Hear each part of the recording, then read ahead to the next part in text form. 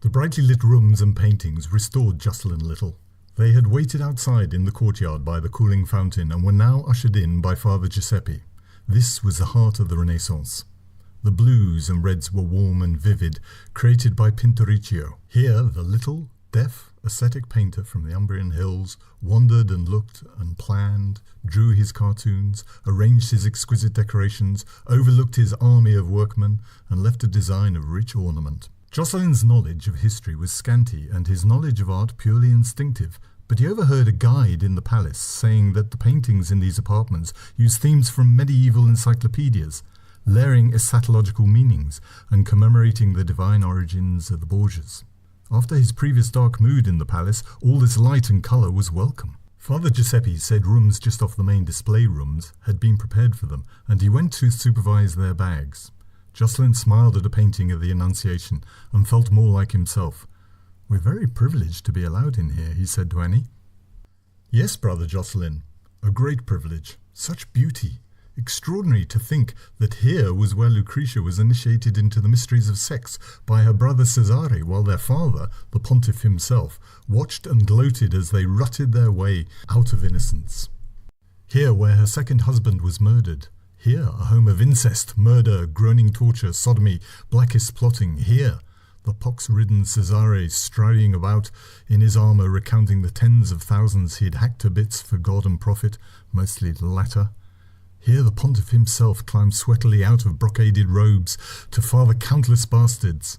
Here where enemies were poisoned, girls seduced and raped, illegal loot piled up. Here where monstrous ambitions matured like tumours and the darkest of crimes were committed. What other foul deeds, despair and bloody villainy have these innocent and bright conceptions of Pinturicchio looked down upon?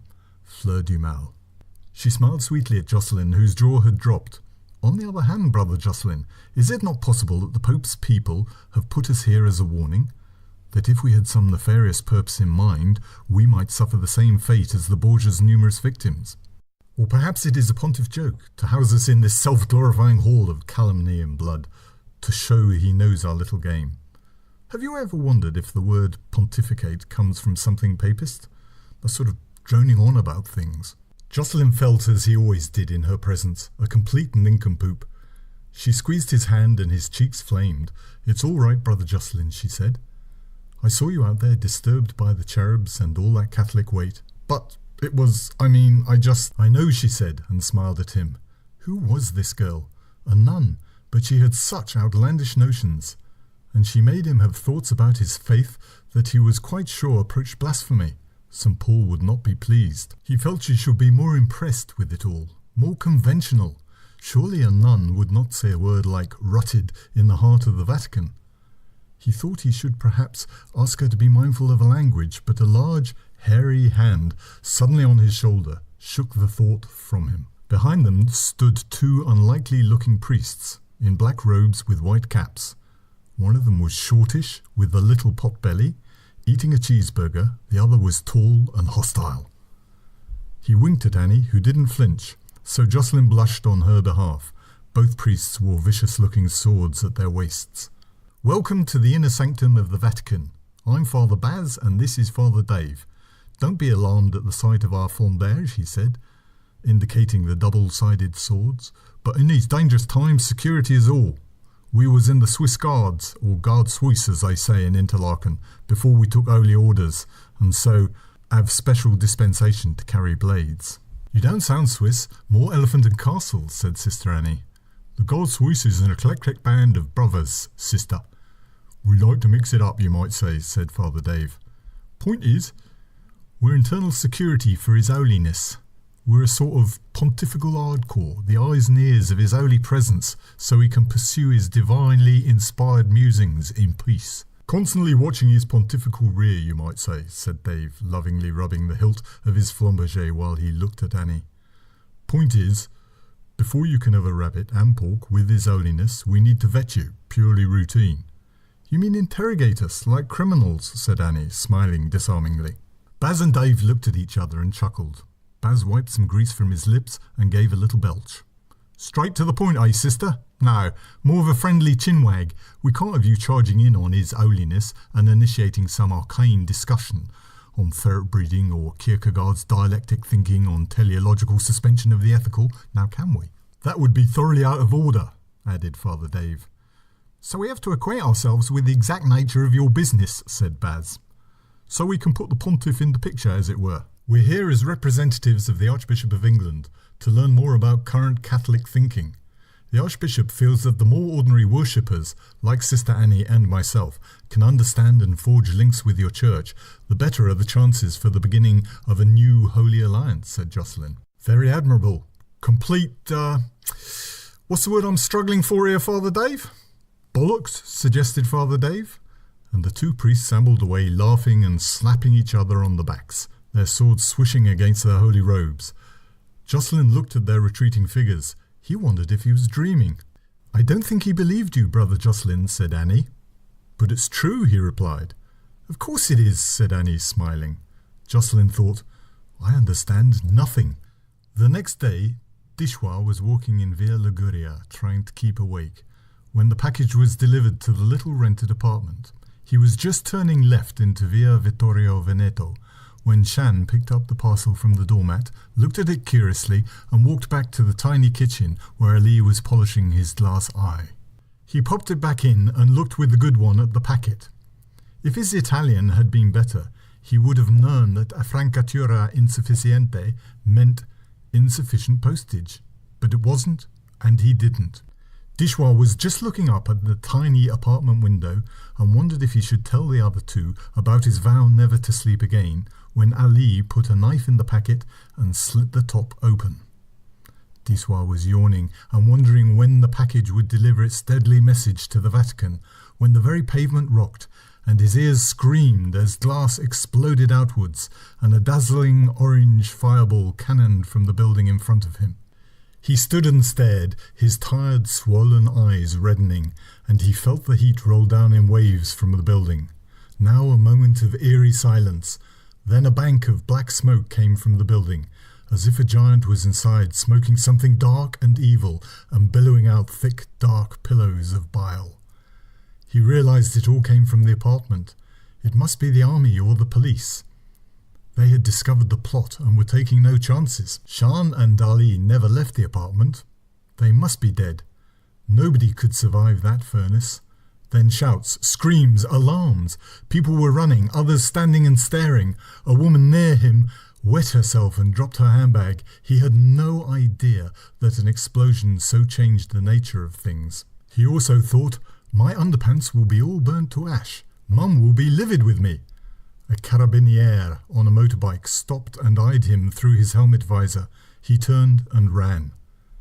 2 hours later, the flames quenched, the building cooled with foam and water, the police entered. Everything destroyed. 2 bodies charred beyond recognition.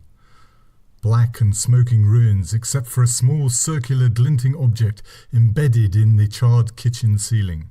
A carabiniere stood on a chair and removed it with a pair of pincers. It stared at him. An eye. A glass eye. He dropped it in a forensic bag. Dishwa ran towards the Vatican. It seemed to be the centre of everything. He wondered what he should do now. The bomb in the Vatican would surely explode soon, and he would have fulfilled his duty to Samir and to God. He was a suicide bomber who had survived. But how long could he survive without sleep? He also had no money and realized that he was hungry and thirsty. He ran over the bridge and turned left and ran straight into death. He almost screamed. Death nearly fell, but stood his ground.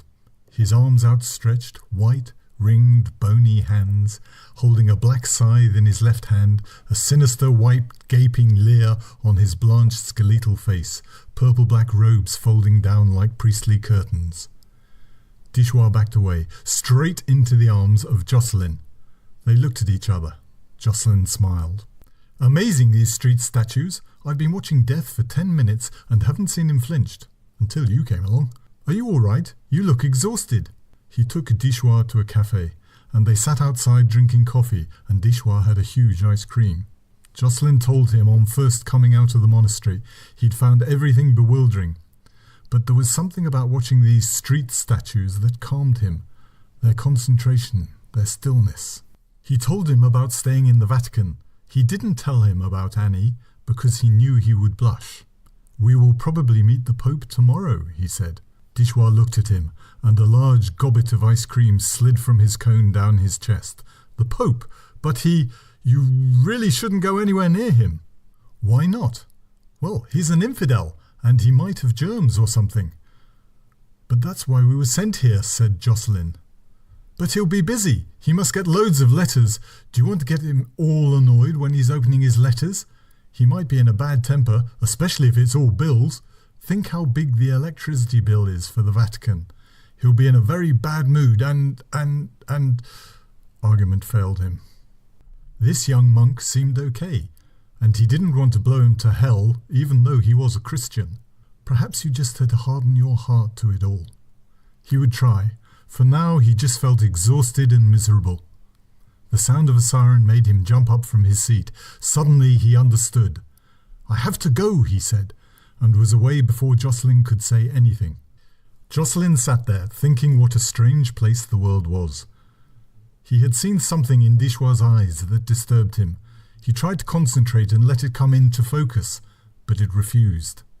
This ability to see the nature of things, if that's what it was, seemed an odd gift, both absent and present. One moment there, in the shadow of a stranger, the trembling of a hand, the blink of an eye, each disclosing a story, and then it was gone, and the world seemed like a flat, impenetrable canvas.